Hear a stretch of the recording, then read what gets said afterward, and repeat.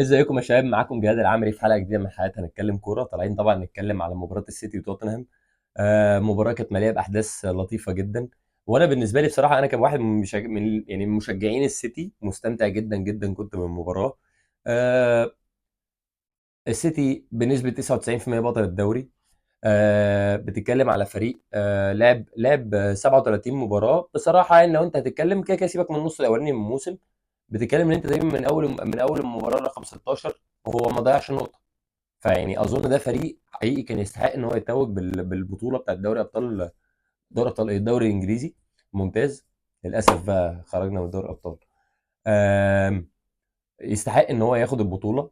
هتتكلم على جوارديولا، اداء ولا اروع، واداء طبيعي من جوارديولا بيقدمه كل موسم. عارف بتتفرج على متعه. بتتكلم على واحد لعب 8 بطولات مع السيتي، اخد منهم 6. لو اخد ده يعني من 8، 4 منهم ورا بعض. يعني انت عندك 2019 كان في ليفربول، وتقريبا كان 2017 كان في 2017 كان في تشيلسي.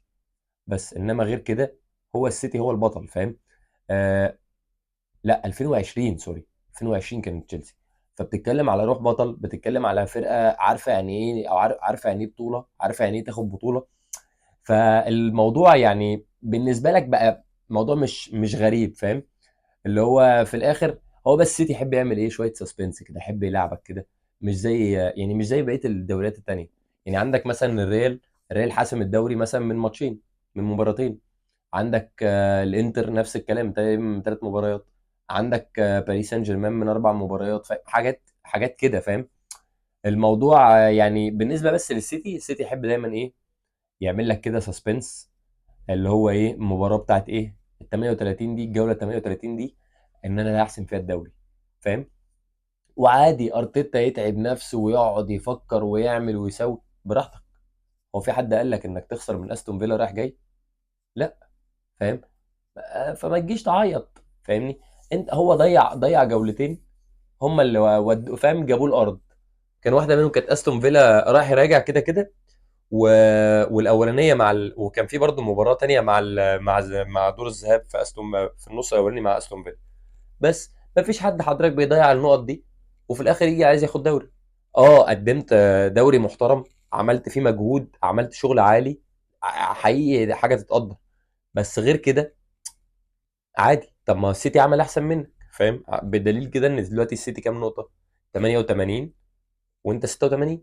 بس هو يكسب الماتش الجاي ان شاء الله قدام ويست هام، يبقى كام؟ يبقى 91. وانت حضرتك تكسب وتبقى كام؟ 89. ويبقى في الاخر مين البطل؟ سيتي. سيبك بقى من كل الكلام ده، خليني بقى اتكلم معاك على المباراه النهارده. المباراه النهارده مباراه كان ليها طابع مختلف. لو انت واحد بتتفرج على الدوري الانجليزي فانت اكيد هتبقى فاهم ان الدوري الانجليزي ليه حسابات، ليه في فرق ما بتحبش فرق، ليه جماهير ما بتحبش جماهير، ليه ناس بتبقى يعني فرق زي توتنهام النهارده المشجعين. طب ما خليني اقول لك على حاجه.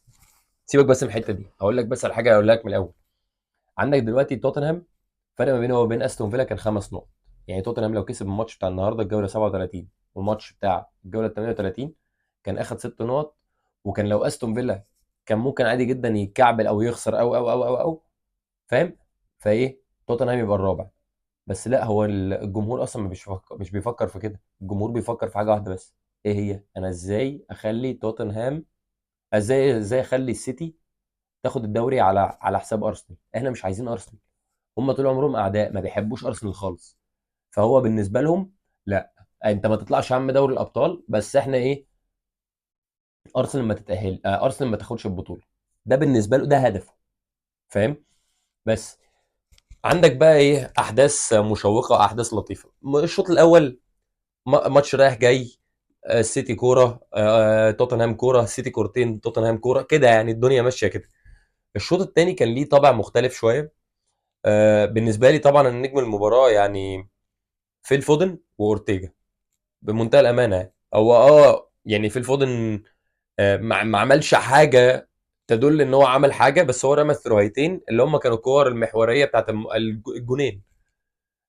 واحد لمسته في الماتش بتبان، يعني لما هيبقى فيه جون دايما هتلاقي ان هو حاطط رجله في الكوره دي، او هو كان من اهم العوامل المؤثره في الكوره. آه، طبعا الجول الاولاني كان جول سبرنتايه محترمه.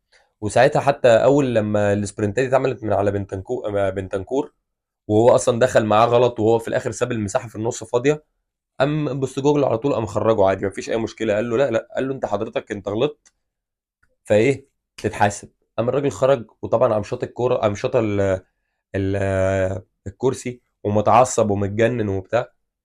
الكوره ايه تيجي جول. بعد الجول الاولاني ادرسون اتصاب. اصابه ادرسون دي كان فيها حاجه غريبه جدا. هو الراجل اصلا ما كانش يعني ما اظنش ان هو، يعني اظن ان الكوره دي عملت له ممكن تعمل له يعني، كانت تعمل له مشكله في المباراه. فعادي جوارديولا الراجل يعني عايز يكسب المباراه وحقه، عايز ياخد البطوله يعني. قام خرجه الراجل برضو، ده خرج متعصب وبتاع. قام برضو قعد يشوط ويشلت. هو في ايه يا جدعان؟ هو في ايه يا جدعان؟ ده لسه الملعب جديد يا جدعان. الله، هو في ايه مش فاهم. الصراحه اورتيجا نزل صد كام صده، انقذ المباراه يعني للسيتي بتاع مثلا مرتين ثلاثه. كور مستحقه، بالذات الكوره بتاعت سون دي، اللي يعني ما تبعدش خالص عن الانفراده بتاع كولو مواني على ايميليانو مارتينيز في النهائي بتاع كاس العالم.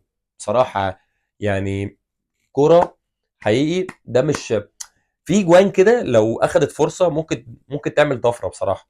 اظن يعني كان اورتيجا ده ممكن واحد منهم يعني، لان اورتيجا ده كان يعني عامل دور محترم جدا في الاف اي كاب.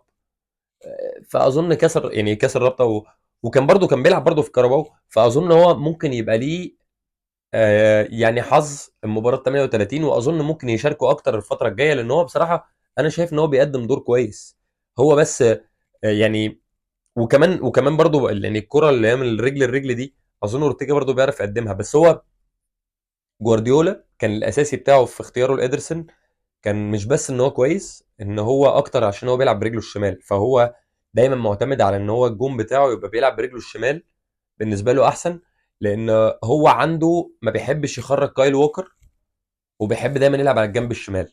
اذا كان اكي قبل كده او اذا كان جافارديول، هتلاقي دايما معظم الكوره بتتلعب ناحيه الحته دي، بتلاقي دايما فيل فودن نازل معاهم تحت. هو دايما لعبه بيبقى مايل اكتر ناحيه الشمال. بس طبعا هو الراجل صد كام صده محترمه. فيل فودن الكره الثانيه قام رمى ثروهايه برضو ولا اجمل. انا اصلا انا شفت بيلعبها قلت ايه القرف ده.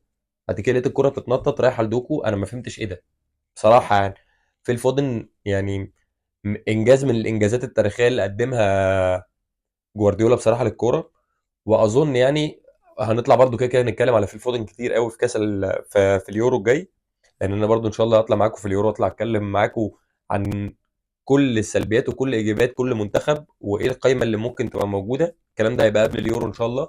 بس ياخدوا بس القائمه بتاعتهم، واطلع اتكلم معاك.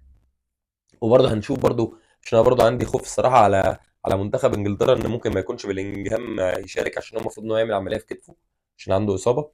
بس فهطلع اتكلم معاك في الحته دي. بس انا بص، انا عايز اقول حاجه. انا كواحد بتفرج على السيتي ومن مشجعين السيتي، فانا عايز اقول لك على حاجه. خلي 19 فريق يقعدوا يتعبوا نفسهم ويعملوا مجهود ويفكروا ويعملوا تاكتكس ويعملوا وبص يقربوا يبقوا اول الدوري وتاني الدوري وتالت الدوري، والسيتي يبقى فاهم خامس وسادس، ومفيش مشكله. هتلاقي الاسبوع ال 36 37 38 تلاقي السيتي ايه؟ اخذ الدوري. فما تخافش. وطبعا اي واحد يعني بيشجع فرق تانية، اذا كان ارسنال بصراحه عملت موسم محترم. ليفربول عملت موسم محترم جدا. بس للاسف انا ما اعرفش هو ايه اللي حصل في الاخر يعني. انا مش عارف صراحه يعني. مش عارف العقليه بتاعت الفرقه ايه اللي حصل لها يعني. ما اعرفش كلوب ايه اللي حصل له. بس هو تقريبا هو كده كده اصابه صلاح اثرت جدا مع الفريق. ان هو صلاح لما بيتصاب بيقعد يعني لو اصابه تاخد اسبوعين ثلاثه، صلاح عشان خاطر يرجع مع فورمه تاني هياخد 6 7 شهور عادي جدا. هو ده صلاح يعني مفيش اي مشكله. واحنا كده كده اكيد متعودين على حاجه زي دي. لان لعيب دايما لما بيكونش متعود ان هو يجي له اصابات، ففكره رجوعه من اصابه بتبقى غريبه يعني. هو حتى لما الموسم لما سنه 2019 لما اتصاب من سيرجيو راموس، برضه كانت نفس الفكره. قعدوا 3 4 شهور، فاهم؟ بعد الاصابه، بعد لما رجع عشان يرجع فورمته تاني، وده طبيعي. بس تتكلم عن مين تاني؟ تشيلسي في الكنافه، مش عايزين نتكلم عليهم كتير. مان يونايتد، يعني محتاجين يجيبوا فرقه تانيه لان بصراحه كده يعني مش طبيعي. مين تاني؟ مين تاني كان بينافس؟ استون فيلا كده كده ما كانتش بتنافس، يعني الرابع، بس هي ما كانتش بتنافس، يعني هي كانت ماشيه جنب الحيط وخلاص. توتنهام، يعني انا شايف ان هم بصراحه مقدمين مستوى حقيقي، كتر الف خيرهم في ظل الغيابات والاصابات، وان هو على طول قاعد بيصعد من الناشئين وما عندوش لعيبه اصلا، وما كانش معاه فلوس ان هو يعرف يشتري لعيبه. هو اشترى مين؟ اشترى ماديسون، ماديسون وبسومه وصار، ما اشتراش اي حد، وبيدرو بورو وفيكاريو. بس كل دول بكام؟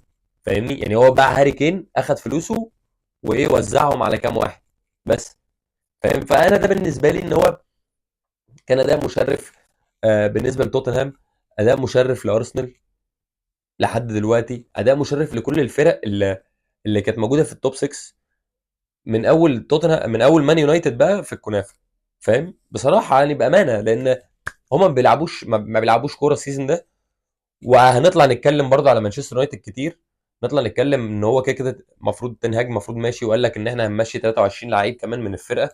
فنطلع بقى نتكلم كتير بقى ايه، نشوف مين اللعيبه اصلا اللي تصلح انها تفضل موجوده، مش اللعيبه اللي تصلح انها ما تصلحش انها يعني ما ينفعش انت تقعد وتمشي، لا. لان هم اللي ما ينفعش تقعد وتمشي دول الفرقه كلها. هو في 3 4 بس هيتعدى على صوابع الايد، هنطلع نتكلم عليهم. تمام.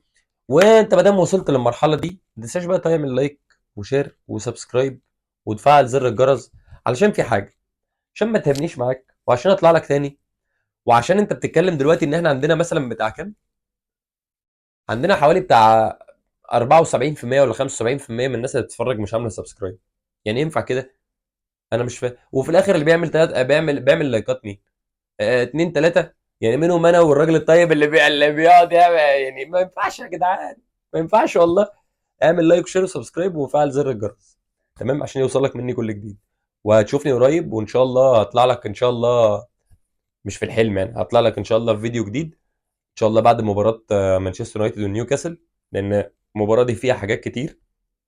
وان شاء الله هنطلع برضه نتكلم عن ماتش الاهلي والترجي، ذهاب وعوده ان شاء الله. وان شاء الله اعمل لكم ان شاء الله ربنا يكرم فلوج كده من ماتش العوده ان شاء الله، واحنا يا رب بنستلم البطوله. بس مش عايز اي حاجه، لو عايز اي حاجه اعمل لي بقى لايك شير سبسكرايب. ماشي، باي باي.